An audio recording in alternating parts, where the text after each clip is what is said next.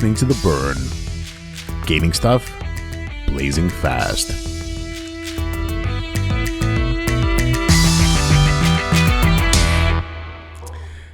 Hello and welcome to a new episode of The Burn, a podcast about gaming done blazing fast.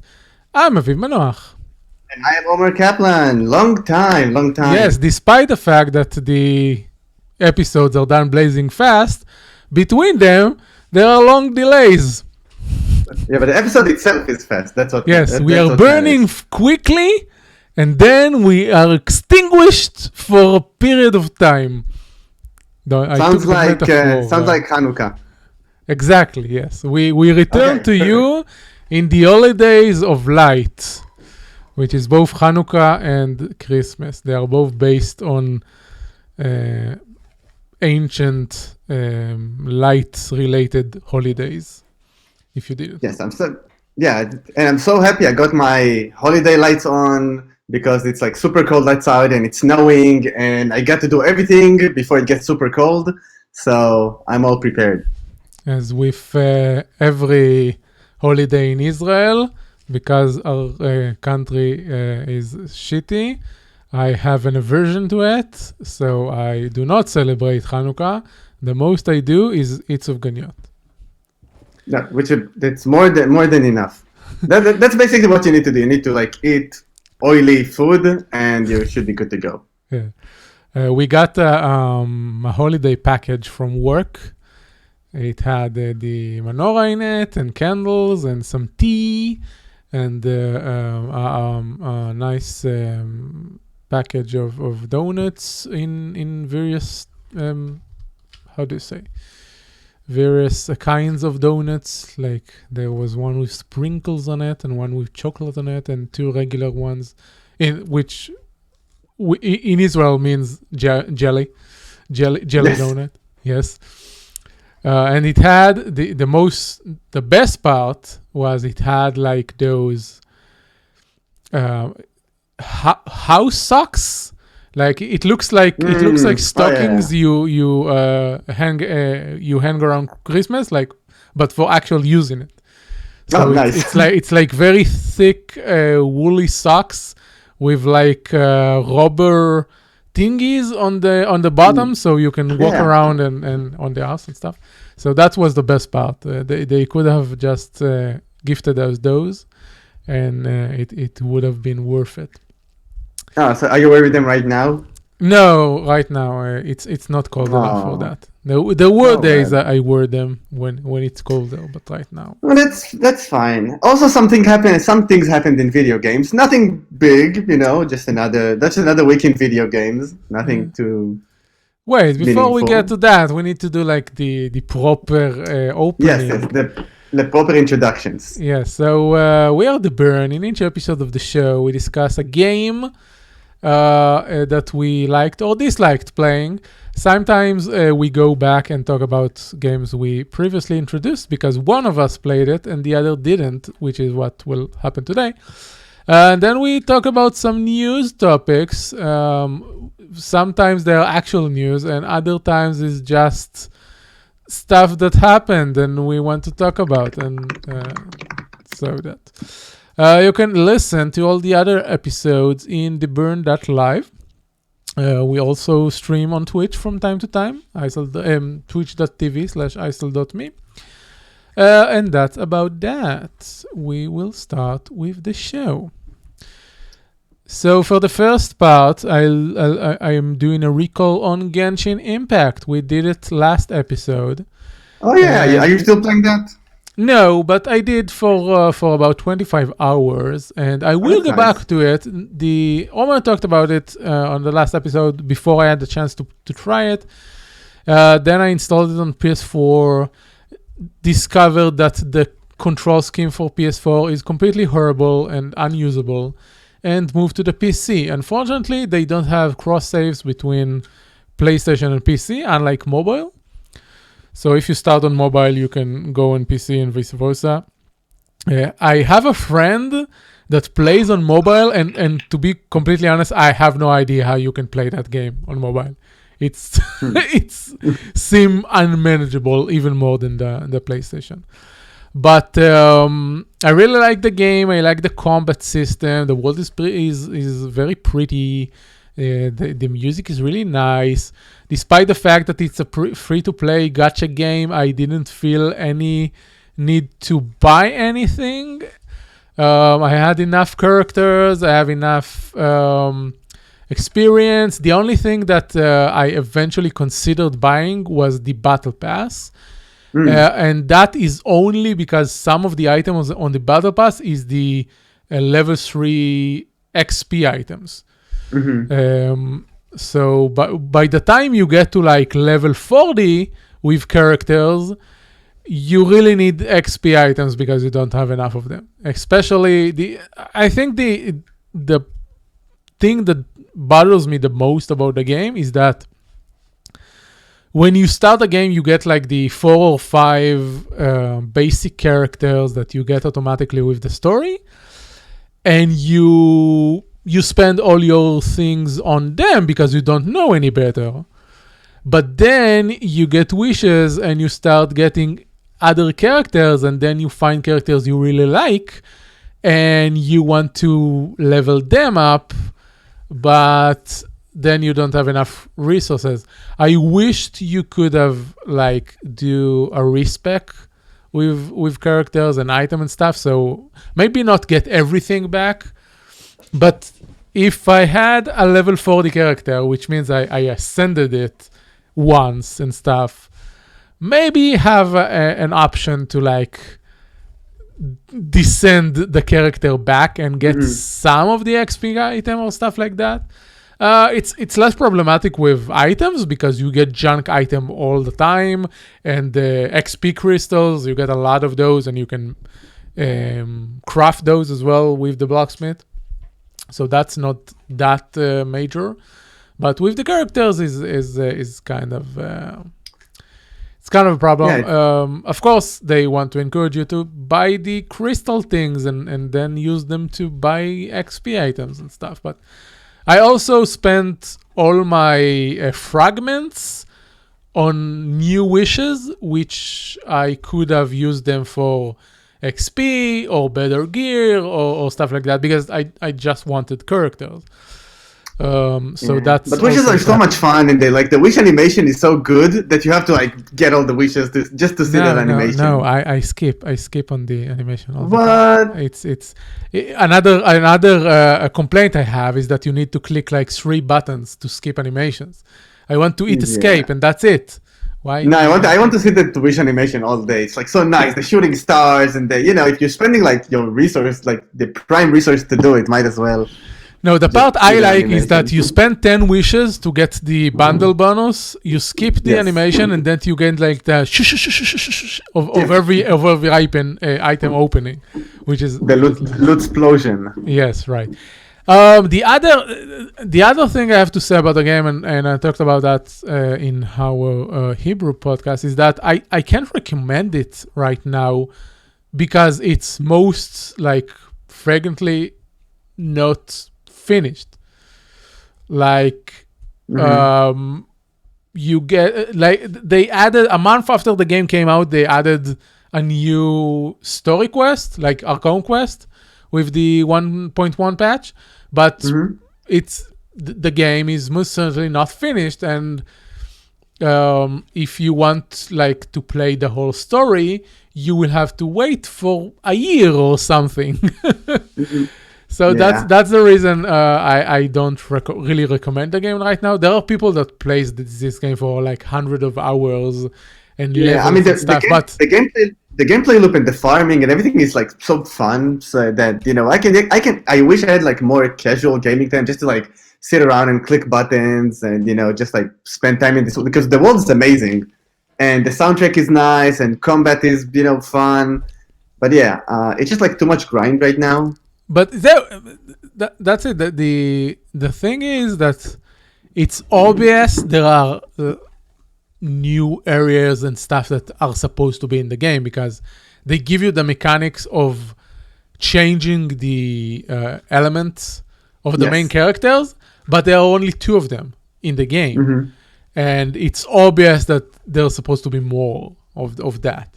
So I want to see what this game becomes in like a year, which is something similar to stuff like how Warframe was at the beginning, or Dauntless, or all sorts of those games that started. Oh, speaking of Warframe, I'm gonna like take the train, put it on another track. Did you? I heard a rumor. I didn't look into it because I forgot, but I heard a rumor that Warframe get Unreal Tournament weapons. Is that yes? a thing? It's not a rumor. They market it. I saw like Instagram stories, like sponsored stories about that and stuff. It's not technically Unreal Tournament weapons. It's skins for existing weapons, but it's like a collaboration with Epic Games. If you open the Epic Games Store right now, you will see like a giant Warframe ad. So yeah. And if you remember, I will take our listeners back. Warframe is developed by Digital Extremes, and Digital Extremes are the original partners that worked on Unreal with Epic. Unreal Tournament, the series, was a collaboration between Epic Games and Digital Extremes before they parted ways. So it's not a far-fetched for Digital Extreme to get Unreal staff back in the game. Oh my God, this is pretty amazing. I think this is Unreal Tournament in terms of like hours invested in a game. I think I spent like gazillion hours in that game. It's so much fun. I played a lot of, not the original, but I played 2003 and 2004 when they added the onslaught mode and the vehicles, and that was really fun. In Unreal Tournament 2003, they add the Bomber Rush mode, which was like basketball, but with guns. Though you had a ball in the center of the map, and you had to get it to the goal of the other team. And then most of the people played this mode with Instagib and shock rifles. Nice. So the entire map was shock rifles and shock combos and Instagib. And they also the hyper jump. So you jump across the map. Yes. Good memories. It's good times. Yeah. Okay, let's we spent 10 minutes on nothing. Let's go on to the game of the show. Okay. I was just about to say, speaking of games that's going to be better in a year, I played some Cyberpunk this week. That's the news in the end. But let's talk about Monster Boy and the Cursed Kingdom. Oh my God, this is such a fun game, and by the way, it's also if you have a Switch, which you do, it's on a discount right now. I think it's the lowest price ever, so 100% worth it. I'm going to buy it this instant. But like 100% buy it this instant, you won't regret any of it. So I discovered through, I don't know how, that Monster Boy and the Cursed Kingdom is actually a second game in a series.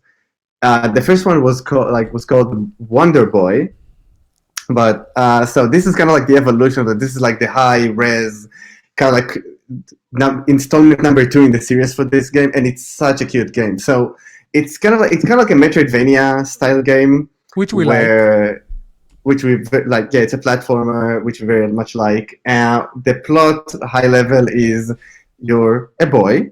Which you go to your village one day, and the soundtrack is like super charming and everything's super nice. So you come back to your village one day, and you discover that everybody turned into animals. It's kind of like, okay, well, this guy's a cat now, this guy's a lion now. The city bard is like a turtle, I don't remember, a giraffe. Anyway, everybody's an animal. So, and then you see the village like. It's not a shaman, it's kind of like the village like elder, and they said, okay, well, you have to find those magic orbs, and so this is like just kind of like Castlevania type game. Instead of getting like new, the ability to double jump or the ability to like slide or all those abilities to go through the different parts of the game, you find those orbs, and those orbs give you the ability to turn into different animals. So, and those animals have different like powers and abilities and all that stuff. So, for example, I don't know, the frog can take its tongue and like hang out of places, and the lion can dash upwards, and so we get like all these different things that allow you to progress through the game. The map itself, like the whole world isn't pretty big. At some point you get, and this game is like super cognizant to like all the thing that players don't like, and try to alleviate that. So you don't have to travel all through the map. You have like teleport locations. The bosses are super easy to figure out. So nothing's like really super hard, and everything is like it's super fun. So the bosses are not that hard to figure out. But then if you can't really figure them out and you just try to fight them one-on-one, there's like this little dragon friend that comes and drop like hearts from the ceiling, so you can get more health and just get through the boss. So the whole game is like built so you can kind of like get through everything and just win the game. So it's very forgiving. There are some like skill, like mash buttons, really like fast parts, but I got frustrated, and then I came back the next day and just like breezed through them. The soundtrack is super super nice. What else I can tell? There's even a small shop system which you don't really have to use. You can get like better gear, so you can get more armor. You can get like the weapons you like. You can get some abilities that's gonna help you, get to like special areas. There's hidden areas where you can find like a golden armor and golden boots, which are not mandatory to finish the game, but it's a nice thing if you really want to explore the different like secret locations, which I ended up doing somehow. And even that, by the way, it's not a spoiler, but even that, towards like the end of the game, at the very last world, you find something that highlight all the secret places on the map. So you can just go to those parts, like teleport to those parts and try to find all the secret stuff. So they kind of like help you get to the 100% area, which is really nice, because I almost never 100% a game. In this case I did, because they literally told me where to look. So it's nice. If a game tells me all the things that I can get, I would go and look for them. I like the question mark hunting when I don't need to like figure out myself the things. And the game will say, it's like the item that you're looking for is around this area. So just go and you look, and you usually find, because you know the places, and it's kind of nice because going back to areas that you couldn't reach before, it lets you experience that part of the world again, and the monsters are super easy because they're low level, so just like, hop skip, find what you're looking for, solve a really quick puzzle, and just go on. All the dialogues are silly. The game takes itself like really, in a light way. So, I literally finished the game. I was like, oh my God, I wish there was like more of that stuff. And then I ended up getting the original game, Wonder Boy and the Sleeping Dragon, I think is the name. And it's not as good, so I ended up playing like 5 hours and calling it. But Monster Boy, I think you can get like end to end in like 18 hours. So super fun experience. This is one of the best games I played on the Switch, like hands down. And the fact that it's very forgiving, it gives it like this really nice, casual kind of like atmosphere you can play. So I like that. I had a really good time. I wish there was more. I couldn't find anything to compare it to yet, but it's super nice. Cool. And worth noting that it's available to pretty much any platform. Like it's on a Switch, it's on Steam, it's on PlayStation, which I probably buy it there and not on the Switch. The soundtrack is super super good. It's really worth it.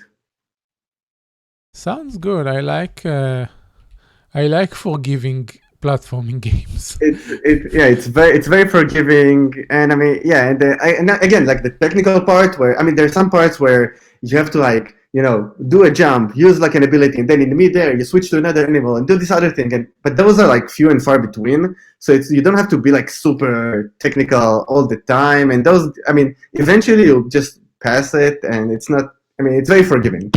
And there's always, in critical points, there are always places that sell you like health potions that like refill all your heart. So it's it's a nice experience. It's very thoughtful of players, and I love it. It's really nice. Glad to hear that. Cool. We have 10 more minutes, so we can talk about your experience with Google Stadia, and specifically with Cyberpunk. Oh, it's the hot topic of the day. So, speaking of games that's going to be better in a year, so I got Cyberpunk. That, like I said in the last episode, I think it was the Hebrew podcast. So I pre-ordered it just to get the Stadia Premiere Kit. So it's on its way.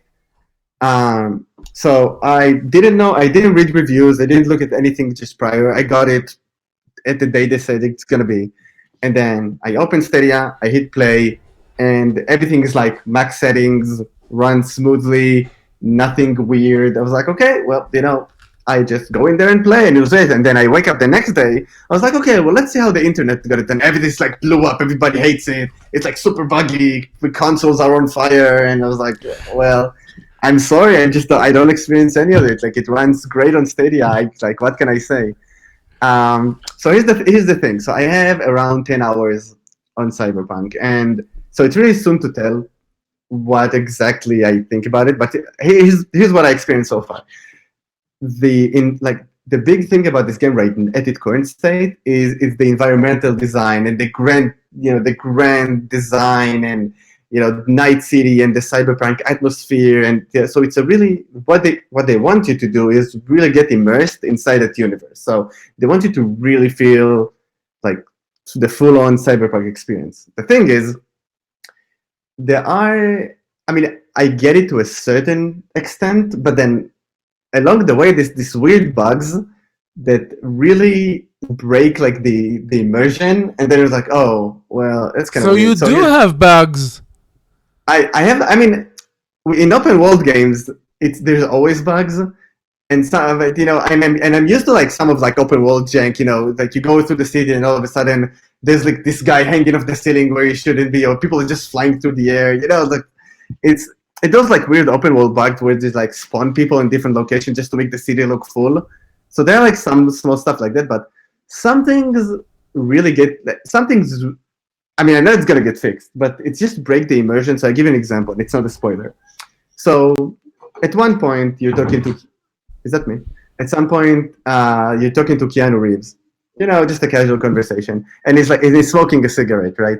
And he's like talking and smoking and talking and smoking, and all of a sudden he just disappears, and just the cigarette remains in the air. So I was like, okay, well that's weird. And he keeps talking as if like this is a dialogue. So and the cigarette just hangs in there. So I like walk around the cigarette. I just go under the cigarette and I look at it, and it's just like a talking cigarette in the air. So it's weird. I was like, okay, well that's silly. And then the dialogue just continues and it just goes weird, but it's weird. And yesterday I had the weirdest bugs, again like cigarette related. I'm talking again to Keanu Reeves, and he's like smoking, and then in his other hand he has a cigarette spawn in his other hand. So it's now, and it's like a serious, it's kind of like a serious conversation. So you have like a cigarette in one hand, which is smoking, and then on the other hand he's just waving it through the air, and there's like another cigarette. So it's like a crazy smoker person with just like two cigarettes, one in each hand, just talking. And I was like, okay, well that's definitely not intentional. Then and something glitched out, and then the other cigarette came flying through the air at the end of the dialogue. I was like, okay, well, this game is like janky. So it's fine. There's like some stuff that break the immersion. I told you, I think before the episode, that I really wish there was a way to change your appearance, not in the character creation. Because like, again, it's Cyberpunk. You need to, if you decide mid-game you don't like how you look, you should just, in the Cyberpunk world, you just go into one of those doctors and they fix you up. You don't have to like. Mm-hmm. And I know it's gonna get added at some point. So I think the game, like the core gaming, like the gameplay loop, you're in you're a huge city, super futuristic. You do it's an open world game. It's like GTA in the future. You go in, you get into cars, you do the quest, you go through question marks, you do all the things. And this is exactly what you get. It's not baked all the way through, and that's okay. It's going to get patched over time. It's going to get, everything's going to get smoothed out. I think in a 6 months to a year period, this game is going to be in a much more better state. But I'm having fun. I'm doing the stories. I'm doing the quests. Like, for the most part, the gunplay is okay. It's everything I expected it to be. I didn't expect this game is going to take me to space. It's going to be like this best thing I've ever played. But it's fun. I'm having fun. I'm moving through the story. The writing's good. I mean, so far so good. And I mean, I have a lot of empathy toward people who, get a really crappy version of the game on consoles, and people was like, but they knew about it and they lied to the public. I was like, okay, well, just get a refund, and if you get enough refunds, they'll fill it in, the bottom line, and then, But no, they won't. It's not going to happen. They sold 10 million copies in the first week or so, and it doesn't matter. Nothing people can say about the game will hurt CDPR at this point, which is unfortunate. Right. I mean, I don't know. I'm like, okay, so looking at it from my narrow point of experience, I feel I got good, good value for what I paid. It's a good game. It's, I literally have nothing bad to say about it from what I played. It sucks that they, did all this shenanigans around reviews and consoles and everything. But, if people really don't like a product, they should just get a refund. And it's not that hard nowadays. So, and I'm not looking to like hurt the company. I don't care less about CDPR. But as a consumer, if you get a crappy product, just get a refund and call it. And there's like so much other stuff to play right now. So, yeah, the problem is with people that play the game and won't shut up about whatever they are complaining about. yes. There is a place certainly for people to give feedback and complain about the game, but you can't do that and play the game at the same time. It doesn't work.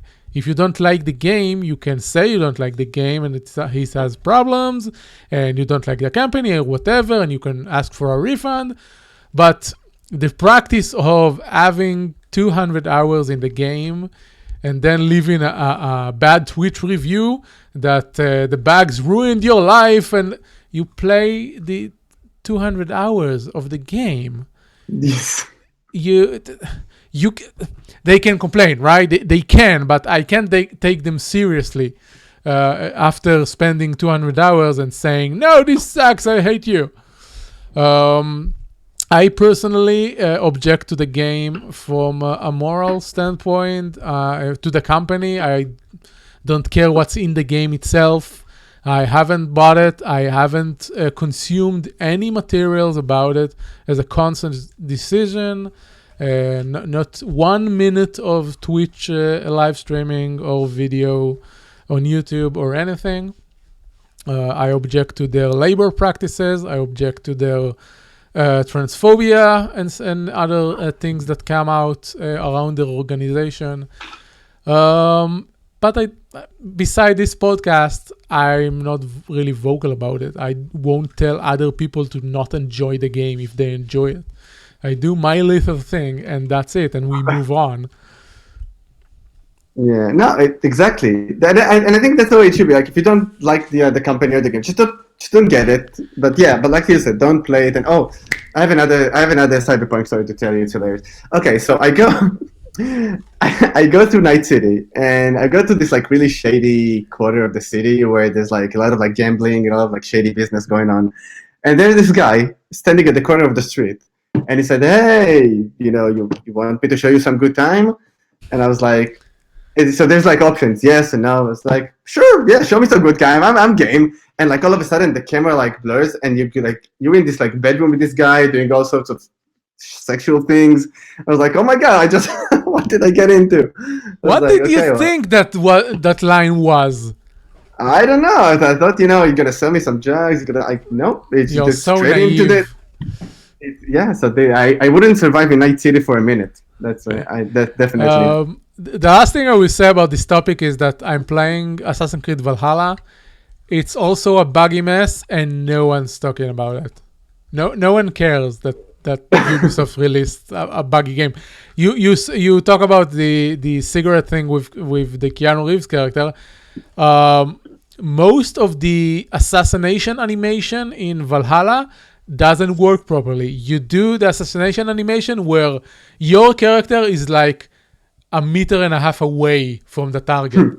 So you are hitting air The target dies and you are doing the animation, but it's not in the same place. And it's so weird. And I got, there are some areas of the game that are better than others. And I got to like a new map, which I won't say what it is because of spoilers. But it's like they tacked it on at the end of development and like nothing works there properly. Like basic climbing and parkour is buggy in this map, unlike other maps. It's a weird thing. It doesn't break the game. You can play the game. I have like 50 hours in it, and I'm enjoying it and stuff. But there's certainly no one talking about how buggy this game is. Yeah. People at Ubisoft are like, yes, nobody's talking about the bugs. You can like just fix it and it'll be fine. And it's not that, to be honest, since I talked about moral stuff, it's not that Ubisoft are that much better, right? They have a lot of sexual harassment things. They also did crunch and push this game and stuff like that. So there are levels, and over times I become more conscious, I would say, about what the games that I play went through. There was a lot of talk about Hades recently because they won awards, and around the crunch talk about Cyberpunk, there was an article about how they developed the game, and they're like a studio of 12 people. And I wrote in Twitter, when I grow up, I want to be Supergiant and not CD Projekt. They're so nice. Like every time I hear like I get content about Supergiant games, they're like everybody's so friendly, and they're so like, I don't know, down to earth about how they develop and their like techniques, right. And their games are so good too. So that's pretty amazing. Right. Also, Hades is my game of the year, so I don't know. Which we'll talk about next time. Yes. Great. Hopefully sooner than later, right? Right. It must be in the latest, the beginning of January. We can't push it back anymore. But that's all we have on the show today. Thanks everyone for listening. You can find us online on Twitter. I'm at Icel, and Omer is at Omer Kaplan. Yes. Don't forget to subscribe to the podcast, leave your comment and reviews on your preferred listening app. You can find everything at theburn.live. And as usual, our opening theme was created by Ann Dorco with vocals by Fishy Twitch, both on Twitter as well. Thank you, Omer. We are done. All right. Thank you for having me. And we'll see you next time with our Year in Review episode. So, bye-bye. 2021, finally. See ya.